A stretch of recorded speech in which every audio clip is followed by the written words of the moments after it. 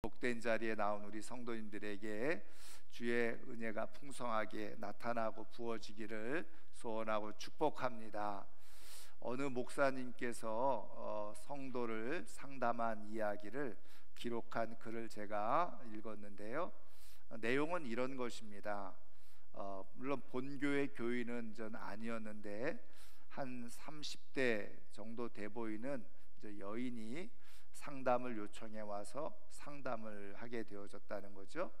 그런데 만나보고 나니까 굉장히 아주 빼어난 외모를 가지고 있는 그런 자매였다는 거예요. 그래서 얘기를 들어보니까 대학교 다닐 때 한 남자를 만나서 사랑을 하게 되어지고 그 사랑의 마음이 깊어져서 말 그대로 정말 깊은 관계, 결혼을 약속하면서 지내는 관계가 되어졌다는 겁니다. 그래서 대학을 졸업하고 결혼을 하려고 이렇게 이야기를 꺼낼 때마다 이 남자가 그 결혼 이야기를 회피하고 아직 준비가 안 됐다고 그러고 그러면서 차일피일 자꾸 미루더라는 거죠. 그래서 이상한 생각이 조금 들기는 했지만 조금 기다려줘야지 이렇게 생각을 하고 시간이 더 지나갔는데, 그리고 나서 얼마 되어지지 않아서 이 이상한 그 낌새가 보여서 좀 알아보게 되어졌다는 거죠. 근데 이제 알아봤더니 충격을 받은 거예요. 이 남자는 이미 결혼을 해서 유부남이었고 자식까지 있는 그런 남자였다는 거죠. 얼마나 충격을 받았는지 그 마음에 화도 나기도 하고 그리고 억울하기도 하고 그런데 더 기가 막힌 것은 이 남자가 자기를 만나면서 또 다른 여자를 만나고 있었다는 거예요. 그러면서 결국은 본 부인하고 이혼을 하고 자기도 버리고 그 따로 만나던 그 여자랑 살림을 차려서 살고 있다는 거죠. 그러니까 이 자매에게 너무나도 큰 충격을 받게 되어진 겁니다. 마음속에 억울함과 그 사람을 향한 분노, 그것이 가득 차서 견디다 못해서 내가 저 남자를 이제 죽여야 되겠구나, 이런 마음까지 들게 되어졌다는 거죠. 그래서 그 남자를 죽일 계획을 가지고 준비하기 전에 마지막으로 자기가 그래도 교회를 다녔었고 신앙을 가지고 있었으니까 본교회 목사님하고는 이런 일 상담하기 어려우니까 상담을 해주는 그 목사님하고 이렇게 상담을 조금 해보고 실행에 옮기겠노라고 그렇게 마음을 먹고 마지막으로 상담을 요청을 했다는 겁니다. 그래서 이 목사님이 어떻게 얘기를 했겠어요? 잘 또 이야기를 들어주고 위로를 해주고 힘들었겠다. 그렇지만 그런 어떻게 보면은 정말 못된 남자 때문에 왜 당신의 소중한 그 아름답고 귀한 인생을 그렇게 망가뜨릴 필요가 뭐가 있겠냐. 그 쓰레기 같은 남자 때문에 왜 당신의 그 귀한 인생을 그렇게 허비할 필요가 뭐가 있겠냐. 그러면서 이 목사님이 이야기를 해줬다는 거예요. 자매에게는 더 큰 하나님의 사랑이 필요한 것 같은데 매일 아침 일어나서 거울을 볼 때마다 그래도 하나님은 나를 사랑하신다, 이렇게 한번 마치 주문을 외우듯이 그렇게 계속해서 소리를 내서 그렇게 한번 이야기를 해보라고 조언을 해주었다는 겁니다. 그리고 나서 몇 주가 지나서 이 자매가 다시 목사님을 찾아왔다는 거예요. 그러면서 감사하다고 인사를 하면서 사실은 자기가 목사님과 상담을 하고 돌아가는데 그게 무슨 의미가 있겠나, 그런 생각이 들었지만 목사님이 말씀하신 그대로 자기가 아침에 일어나서 거울을 보고 그저 기대도 없이 아무 생각 없이 그냥 목사님이 말씀하신 대로 그래도 하나님은 나를 사랑하신다, 그래도 하나님은 나를 사랑하신다, 그렇게 계속 거울을 보면서 자기가 이야기를 했다는 거예요. 그런데 한 3일 4일 정도 되는 때에 자기가 거울을 보면서 그렇게 얘기를 하는데 갑자기 눈물이 나오기 시작하더라는 거죠. 그러면서 진짜 하나님께서 자기 마음 가운데 말씀하시는 것을 자기가 듣게 되었노라고. 그러면서 하나님께서 내가 너를 너무나 사랑하고 있다, 내가 너를 떠나지 아니하고 너와 함께하고 있다, 그렇게 자기 마음 가운데 말씀을 주시는데, 자기가 그날 하나님 앞에서 통곡을 하고 한참 동안 울고 나서, 그리고서 마음이 갑자기 여기에 꽉 막혀 있던 것들이 다 풀어지는 것 같이 느껴지더라는 거예요. 그러면서 아, 그래, 하나님이 나를 사랑하시니까 내가 인생을 헛되이 살 필요가 없겠지, 그런 저 생각을 가짐과 동시에 그 남자에 대한 사랑, 그 생각이 바뀌어지기 시작하는데, 그 남자에 대한 어떤 미움과 분노의 마음이 아니라 그 남자가 불쌍한 생각이 들더라는 거예요. 그래서 마음으로 그 남자에 대한 용서를 선포하고 나니까 진짜 마음과 몸이 너무 홀가분해지면서 삶을 새로운 기대 속에 그렇게 살아갈 마음이 생겼노라고. 그러면서 목사님에게 감사의 인사를 그렇게 하러 왔더라는 거죠. 여러분, 우리가 그리스도인으로서 우리에게 주어진 인생을 살아가는 가운데 세상이 그렇게 만만치 않은 세상이라는 것을 우리는 다 경험하면서 우리의 인생을 살아가고 있습니다. 그런데 여러분, 세상은 끊임없이 오늘도 우리들을 여러 가지로 유혹하기도 하고 시험에 빠뜨리기도 하잖아요.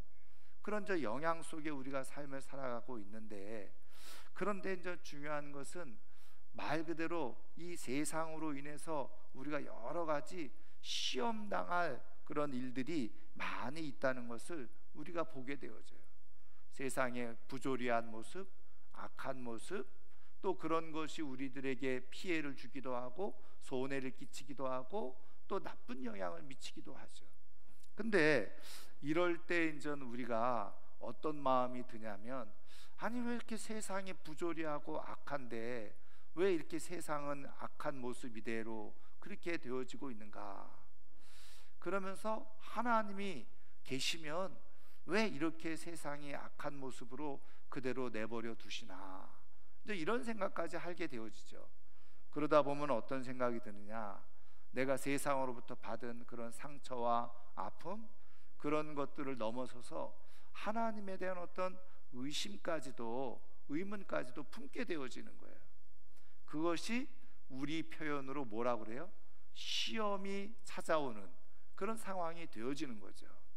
그런데 여러분, 이렇게 시험이 우리에게 찾아올 때, 세상을 통해서 우리 가운데 시험이 찾아올 때 두 가지 반응을 사람들이 보인다는 거예요. 그리스도인들이. 하나는 뭐냐면 말 그대로 시험에 들어서, 시험에 빠져서 자기의 마음과 영혼의 관리를 제대로 하지 못해요.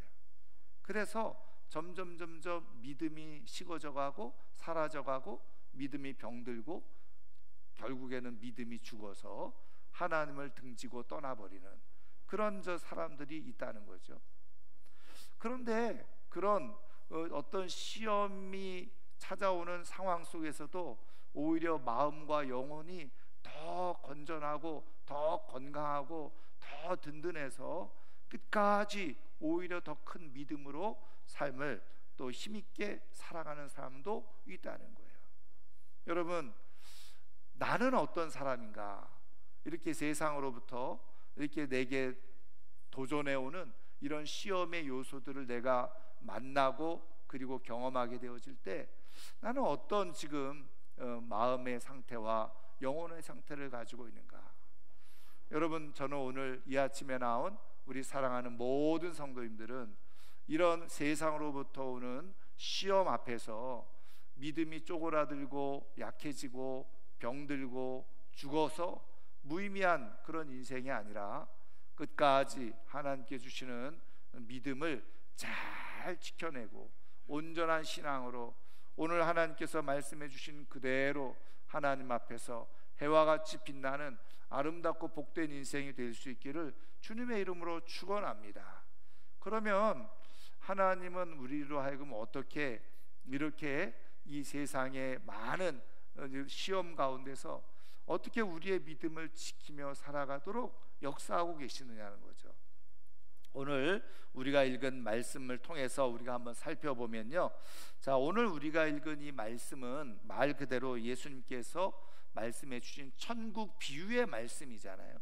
근데 이 천국 비유의 말씀인데 천국 비유의 말씀을 해주시면서 바로 가라지에 관한 말씀을 해주시는 거예요.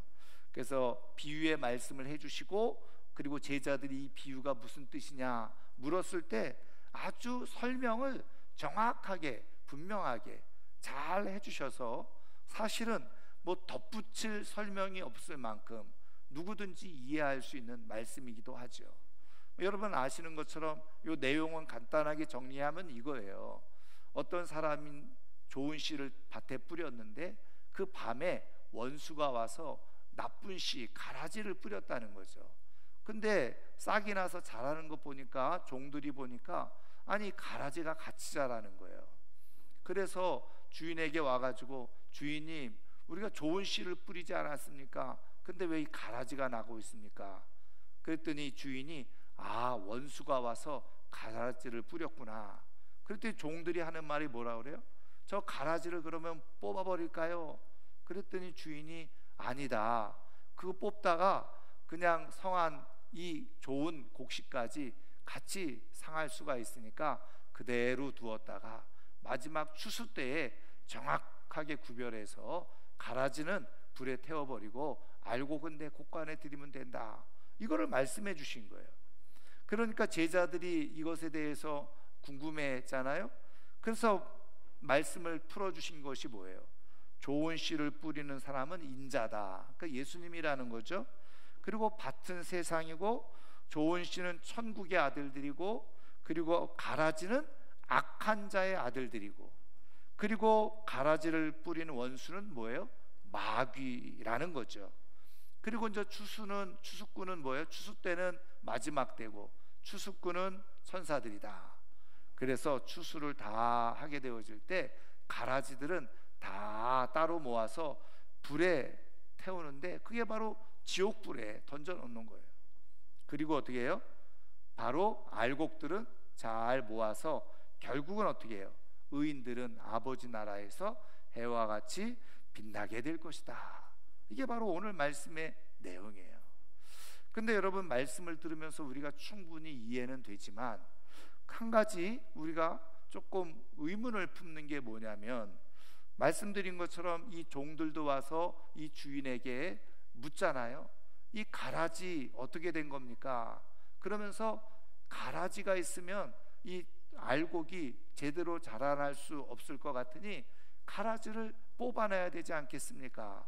이렇게 이야기를 했을 때 이 주인이, 다시 말하면 예수님이시죠, 하나님께서 그냥 두라는 거예요.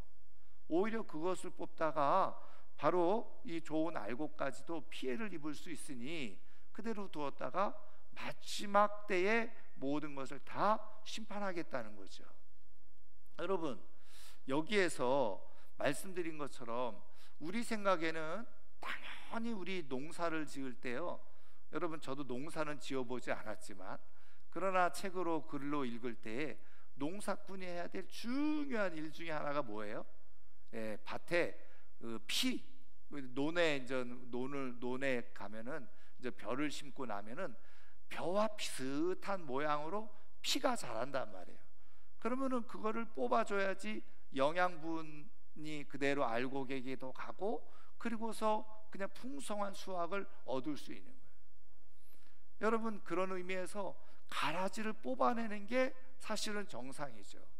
왜? 알곡에게 피해를 주지 않고 알곡이 더 풍성한 그 열매를 맺을 수 있도록 하기 위해서는 가라지를 뽑아야지 정상인 거예요. 그런데 왜 하나님은 가라지를 그대로 두라고 말씀하셨냐는 거예요. 여러분, 이것이 오늘 하나님께서 이것을 통해서 우리에게 굉장한 교훈을 우리에게 주고 계시는데요, 여러분, 이유는 간단해요. 오늘 말씀해 보면 뭐라고 얘기합니까? 가라지를 뽑다가 곡식까지 뽑을까 염려하노라. 다시 말하면 곡식에 오히려 피해가 되어지고 곡식이 망가질까, 그러니까는 그대로 두라는 거죠. 한마디로 말하면 이것을 어떤 의미가 있느냐, 가라지를 뽑지 않는 것이 오히려 어떻게 해요? 곡식, 제대로 된 곡식을 보호하는 그런 이유가 되어진다는 거예요. 곡식을 제대로 보호하기 위해서, 오늘 말씀 표현대로 한다면 하나님의 아들들, 믿음의 사람들을 제대로 보호하기 위해서 가라지를 그대로 두어야 된다는 거예요. 여러분, 우리 생각하고 좀 다르죠? 우리는 가라지를 뽑아버려야지 우리가 곡식이, 다시 말하면 하나님의 아들들이, 믿음의 사람들이 온전히 보호될 것이라고 우리가 생각되어지는데, 거꾸로 하나님은 어떻게 해요? 우리를 보호하기 위해서 가라지를 두어야 된다는 거예요. 여러분, 이해가 되십니까? 이해가 잘 되지 않아요.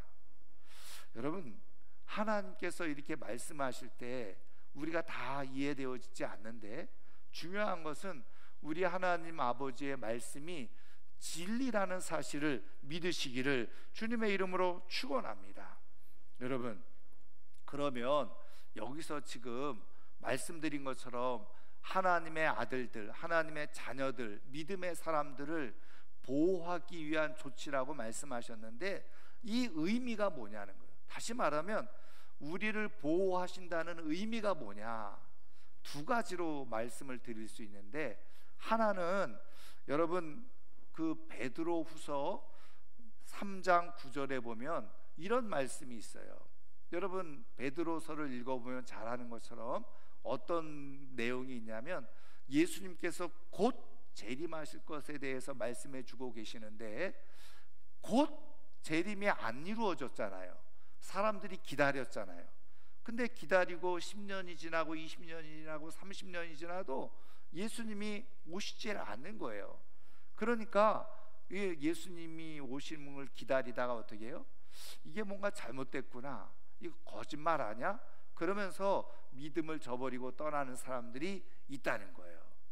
그런 상황 속에서 베드로를 통해서 하나님께서 말씀해 주신 내용이 뭐냐면, 지금 예수님이 오시는 것이 사람들이 생각할 때 그냥 더딘 것이, 약속이 더딘 것이 아니라 뭐라고 말씀하세요? 오히려 하나님께서 오래 참으시고 아무도 멸망하지 않고 다 구원에 이르기를 원하시느니라, 이렇게 말씀을 하고 있어요. 여러분, 이 의미가 뭐냐면, 지금 이 말씀에 대입을 해보면 하나님께서 지금 보호하신다고 하는 의미가 뭐냐, 가라지를 뽑아내다가 알고까지 피해를 주게 되어질 것이다 라고 말씀하는 의미가 뭐냐면, 이런 의미죠. 이 말씀에 덧붙여 보면 지금 이게 자라나는 과정 속에서는요, 이 가라지와 그리고 곡식이 잘 구분이 되지 않을 수가 있어요. 여러분, 그런데 우리가 마찬가지예요. 믿음도 마찬가지잖아요. 여러분, 지금 우리는 믿고 있지만 세상에서는 아직 어떻게 해요? 하나님이 분명하게 계획하시고 예정하시고 준비되어진 영혼들이 있어요. 아직 그들은 믿고 있지 않은 거예요. 여러분, 그런 의미에서 우리가 생각을 해보면 어떤 분들은 이렇게 얘기를 해요. 이 세상에는 믿는 사람과 아직 믿지 않는 사람이 있을 뿐이라는 거죠. 그러니까 여러분, 그대로 심판을 해버리면 믿어야 될 사람, 믿을 사람들이 역시 피해를 입게 되어지는 거예요. 이제 그런 의미에서 하나님은 어떻게 하시는 거예요? 기다려 주고 계시는 거죠. 다시 말하면 아직 믿어야 될 사람, 분명히 믿어야 될 사람이 있는데 그것을 다 뽑아버리면, 심판해버리면 그게 피해를 입히는 거예요. 그러다 보니까 어떻게 해요? 하나님께서 지금 기다려 주시는 거죠. 그러니까 기다려 주시는 것이 결국은 믿을 사람들을 보호하는 일이 되어지는 거예요. 여러분, 저도 뭐 법 전문가는 아니지만 형사법에 의하면 형사법의 기준, 아주 중요한 기준이 뭐예요? 10사람의 그런 범죄자를 놓치더라도 한 사람의 억울한 사람을 만들지 말아라. 그게 형사법의 중요한 취지라는 거예요. 그러니까 10사람의 범인을 놓치는 한이 있더라도 한 사람의 억울한 사람을 만들지 마라. 여러분, 하나님께서 지금 말씀하시는 이 의미는 거기에 있는 거예요. 여러분, 한 사람이라도 하나님은 끝까지 어떻게 해요? 구원하시고자 하는 기다리심의 이유, 말씀이 여기에 있는 거라는 거예요.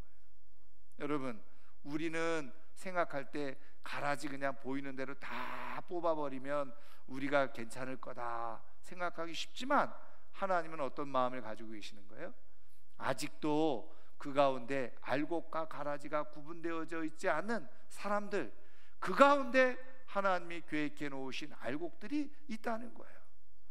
그것에 피해를 주지 않도록 하기 위해서 하나님은 끝까지 어떻게 해요?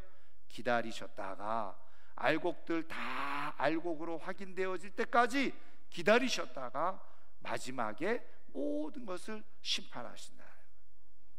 여러분, 하나님은 오늘도 아직 우리 안에 들어오지 않은, 아직 하나님의 아들들로 확인되어지지 않았던 사람들의 영혼을 하나님은 지키시고 보호하시기 위해서 기다리고 계심을 믿으시기를 주님의 이름으로 축원합니다.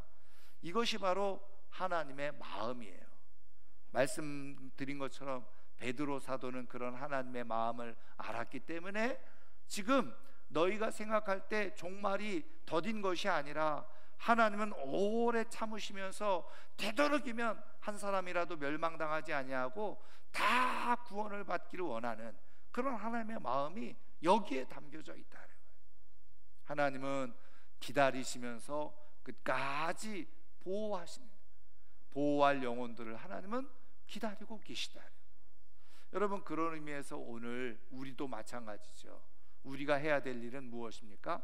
우리가 한 사람의 영혼을 소중하게 여기고 믿어야 될 사람이 아직 믿지 않고 있는 그런 사람들을 우리가 하나님의 마음을 가지고 주께로 인도하는 것, 이것이 바로 우리 하나님의 뜻에 합당하게 살아가는 모습이고 하나님의 마음을 가지고 살아가는 것이에요. 여러분, 이런 사람들의 영혼을 하나님께서 지키시고 보호해 주시고 함께 하시는 줄 믿습니다. 그런데 여기서 더 중요한 것은 어떤 의미가 있느냐면요, 여러분, 여기서 지금 하나님께서 말씀하시는 것처럼 이 알곡, 하나님의 아들들을 지키고 보호한다, 이 말은요 단순히 육체적이고 물리적이고 물질적인 의미가 아니라는 거예요. 여기서 하나님께서 그 곡식을 보호해 주시겠다라고 말씀하고 계시는 것은 바로 우리의 영혼의 문제를 두고 말씀하고 계시는, 여러분, 우리가 이미 알고 있듯이 여러분, 성경에도 예수님 시대에도 우리가 성경을 보면 알 수 있잖아요. 어떤 모습이 보여졌습니까? 여러분, 제자들이 세상으로부터 많은 박해와 위협과 협박을 받은 내용, 우리는 성경을 통해서 이미 듣고 알고 있잖아요. 여러분, 뿐만 아니라 여러분, 이스라엘 나라에서도 선지자들이 얼마나 많은 핍박과 박해와 위협을 받았습니까? 여러분, 더 거슬러 올라가서 여러분, 아담과 하와의 자녀들, 가인과 아벨의 역사도 우리가 보면 똑같잖아요. 여러분, 아벨이 가인에 의해서 죽임을 당하잖아요. 여러분, 그런 거 보면은 여러분, 세상으로부터 우리가 육체적으로 단순히 물리적으로 보호받는 것, 그거를 말씀하고 있지 않다는 거예요. 여러분, 세상은 끊임없이 하나님의 사람들에 대해서, 교회에 대해서 위협하고 협박하는 것이 지극히 정상적인 거예요. 그런 일이 일어난다는 거예요. 그래서 예수님께서 여러분 앞에 마태복음 10장을 읽어보면요, 제자들을 부르시고 보내시면서 파송을 하셨죠. 그러면서 뭐라고 말씀하세요? 내가 너희를 보냄이 양을 이리 가운데 보내는 것 같다. 여러분, 양을 이리 때 늑대 때 가운데 보내면 잡아먹히잖아요. 근데 제자들을 세상에 보내시면서 예수님은, 하나님은 세상이 그렇다는 거 다 이미 알고 계시다는 거예요. 그래서 하나님의 아들들이 이 세상에 가라지들 틈바구니, 악한 자들의 틈바구니에 살 때에 그것이 피해가 주어지고 손해가 주어지고 고통이 주어지고 그리고 어려움이 주어진다는 것 이미 하나님도 아시고 예수님도 다 아시는 거예요. 그런데 왜 그렇게 그럼에도 아심에도 불구하고 그렇게 살게 두시냐는 거예요. 가라지를 왜 뽑아버리지 않느냐는 거예요. 여러분, 여기서 말씀하는 것처럼 중요한 것은 영혼이 중요하다는 거죠. 그래서 여러분 10장 28절에 보면, 마태복음 10장 28절에 이렇게 말씀하세요. 너희들이 가면 분명히 너희들 위협하고 협박하고 죽이려고 드는 사람들이 있을 것이다. 그런데 그들을 두려워하지 마라. 그러면서 말씀하시는 게 뭐예요? 몸은 죽여도 영혼을 능히 죽이지 못하는 자들을 두려워하지 말고. 몸은 죽일 수 있다는 거예요. 우리가 삶을 살아가면서 세상으로부터 피해를 입을 수도 있고 손해를 당할 수도 있고 고통을 겪을 수도 있고 아픔을 겪을 수도 있다는 거예요. 그런데 그런 것 때문에 세상을 두려워하지 말아라. 그리고 오히려 어떻게 해요? 몸과 영혼까지 능히 지옥에 벌할 수 있는 하나님을 두려워하라, 이렇게 말씀하고요. 여러분, 그러니까 지금 하나님께서 말씀하시는 여기서 보호하시겠다, 그 의미는요, 단순히 우리의 육체 그리고 우리의 물질적인 것을 보호해 주시겠다는 의미가 아니에요. 더 중요한 건 뭐예요? 우리의 영혼을 지켜주시는 거예요. 우리의 영혼이 피해를 당하지 않도록. 그래서 끝까지 어떻게 해요? 하나님 나라에 이르러서 말씀드린 것처럼 정말 아버지 나라에서 해와 같이 빛나는 그런 영혼의 축복을 주시기 위해서 지금 말씀해 주고 계시다는 거예요. 그러면 여러분, 우리는 또 생각할 거예요.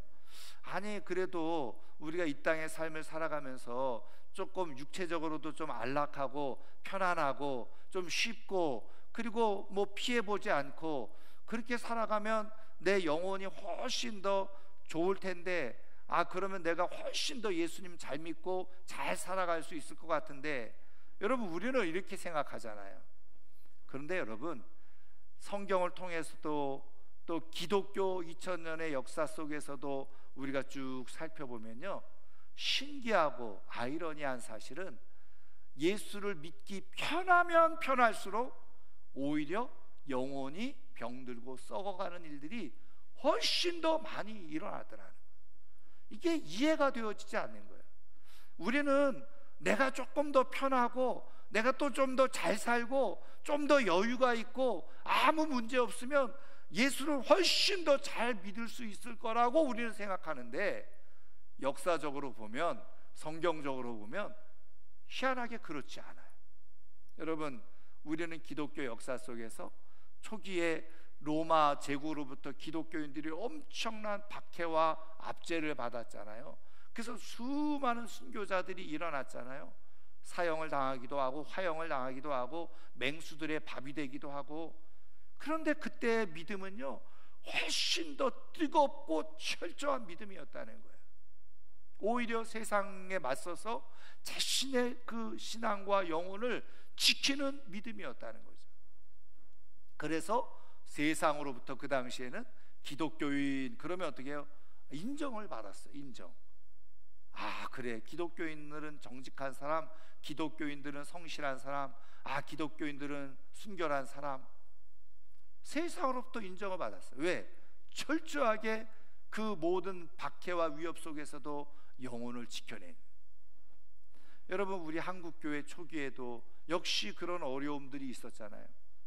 그런데 그렇게 힘들고 어렵게 믿을 때는 지켜줬어요. 근데 여러분, 주 313년에 콘스탄틴 황제가 기독교를 허락을 했어요. 믿게 했어요. 근데 아세요? 그리고서 사람들이 다 누구든지 이제는 화려하게 지은 교회에 나올 수 있게 되어졌어요. 그런데 신기하고 놀랍게도 사람들의 영혼은 점점 죽어갔다는 거예요. 여러분, 이게 아이러니잖아요. 근데 성경은 그것에 대해서 분명하게 답을 해주고 계시는데, 이유가 뭐냐? 인간의 영혼이 그렇다는 거예요. 인간 죄된 영혼은 편하고 쉬우면 잘 믿을 것 같은데 편하고 쉬운 대로 어떻게 해요? 딴 생각을 하는 거예요. 죄된 생각을 하는 거예요. 그래서 영혼을 지켜내지 못하는 거예요. 여러분, 하나님은 우리의 영혼을 잘 지켜내기 위해서 때로는 우리로 하여금 어떻게 해요?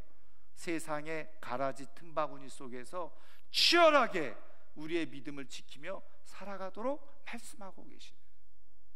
여러분, 이 이야기는 많이 들어보셨을 거예요.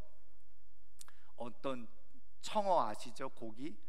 청어 납품업자가 있었는데 저 바닷가에서 청어를 잡아다가 도시에 와가지고 이런 횟집에 납품을 하는데 수족관 차에다가 잔뜩 싣고 오잖아요. 근데 그렇게 긴 시간, 서너 시간, 대여섯 시간 그렇게 수족관에 이렇게 가지고 와서 청어를 팔려고 보면은 그 안에 이미 죽어있는 청어들도 있고 청어들이 다 그냥 비실비실해 가지고 제값을 싱싱하지 않은 거예요. 제값을 받지 못하는 거예요. 아니, 그러다 보니까 손해가 이만저만이 아니잖아요. 그런데 보니까 옆에 있는 오래된 사람은 그냥 이 청어를 납품하는데 제값을 받고 말이죠, 그냥 뭐 잘 그렇게 장사를 하는 거예요. 그래서 노하우를 물어봤죠. 그랬더니 뭐라고 그랬어요? 그 오래된 전문가가 하는 말이 그 수족관에다가 메기 두세 마리를 같이 풀어야 된다는 거예요. 아니, 메기를 풀어버리면 청어들이 잡혀먹거나 문제가 되지 않습니까? 절대로 그렇지 않아. 한번 해보게. 그래가지고 자기 수족관에 그 청어떼들 사이에 메기 두세 마리를 풀어놨다는 거예요. 그리고서 갔는데 웬일입니까? 뚜껑을 열어보니까 청어떼들이 펄펄하게 살아있더라는 거예요. 이유를 알고 보니까 메기가 자기네들을 잡아먹으려고 할 때 그걸 어떻게 해서든지 피해서 살아보려고 말이죠, 계속 움직이는 거예요. 그러니까 결국은 싱싱하게 계속 살아있는 청어, 그래서 제값을 받게 되어졌다는 거예요. 여러분, 우리의 영혼은 우리가 생각할 때 그냥 편안하고 안락하고 아무 문제 없으면 내 영혼이 잘 되겠지, 천만의 말씀이에요. 성경을 보면 다윗도 그렇게 믿음이 좋았던 사람이었는데 모든 전쟁에서 이기고 왕궁에서 안락해지기 시작하니까 뭐가 들어오기 시작해요? 죄가 들어오기 시작하네요. 그리고 타락해 가기 시작하네요. 여러분, 하나님께서는 우리의 영혼을 팔팔하게 살아있고 생명력 있고 그리고 계속해서 하나님을 구하는 영혼이 되도록 하시기 위해서 가라지들 틈바구니 속에 여전히 우리가 살아갈 수 있도록 허락해 두고 계시다는 사실. 여러분, 그 하나님의 비밀과 마음을 잘 깨닫고 성경을 통해서 그것을 분별하는 사람들은 어떻게 돼요? 여러분, 저는 그래서 오히려 이 시대에 교회가 세상으로부터 손가락질 당하고 또 욕을 당하기도 하고 또 말도 안 되는 소리 가지고 교회를 비난하고 있는 이때에 저는 오히려 잘 됐다는 생각이 드는 거예요. 여러분 아시는 대로 진짜와 가짜가 이때 구별되기 시작하는 거예요. 가짜 흉내냈던 사람들은 다 교회를 떠나게 돼 있어요. 진짜만 알고게 교회에 남아있는 거예요. 세상으로부터 비난과 손가락질, 모욕을 당해도 내 영혼을 순수하게 지키고자 하는 사람들, 하나님의 영에 의해서 붙들림 바 되어져서 이 가라지들 틈바구니 속에서 내 믿음을 지켜내겠다고 하는 사람들만이 순수하게 교회에 남게 되어져요. 저는 그런 의미에서 뭐 이런 세상의 모습도 나쁘지 않다고 봐요. 오히려 우리의 영혼을 건강하고 건전하게 지켜낼 수 있고 말씀 그대로 하늘의 해와 같이 빛나는 인생이 될 수 있는 기회가 되기 때문에 그렇죠. 사랑하는 성도 여러분, 그런 의미에서요, 우리에게는 약간의 긴장이 필요한 거예요. 그래서 하나님은 여전히 어떻게 해요? 가라지들 틈바구니 속에 우리를 그대로 두시는 거예요. 우리가 조금 몸은 상할 수 있을지 모릅니다. 물질적인 피해도 조금 입을 수도 있을지도 모릅니다. 그러나 그 속에서 우리가 절대적인 하나님에 대한 신앙을 가지고 우리의 영혼만은 잃어버리지 않고 살아가도록 하시는 하나님의 특별한 보호 방법이라는 거예요.